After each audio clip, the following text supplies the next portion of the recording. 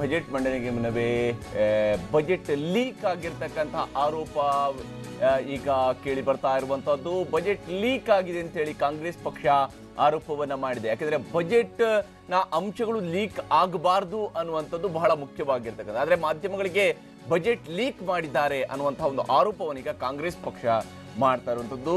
ಕಾಂಗ್ರೆಸ್ನ ಹಿರಿಯ ನಾಯಕ ಮನೀಶ್ ತಿವಾರಿ ಈ ಒಂದು ಆರೋಪವನ್ನ ಮಾಡಿದ್ದಾರೆ. ಬಜೆಟ್ ನ ಅಂಶಗಳು ಪೂರ್ಣ ಪ್ರಮಾಣದ ಬಜೆಟ್ ಮಂಡಿಸ್ತೀರಿ ಅಂತ ಮೊದಲು ಈಗ ಇದು are being circulated to media people by government sources.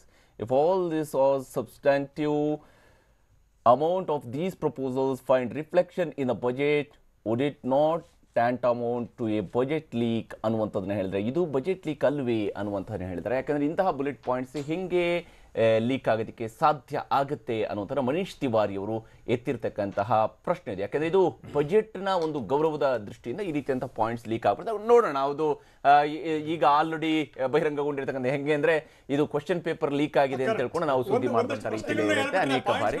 ಆದ್ರೆ ಬುಲೆಟ್ ಪಾಯಿಂಟ್ಸ್ ಅಂಡ್ ಅರ್ಥ ಮಾಡ್ಕೋಬೇಕು.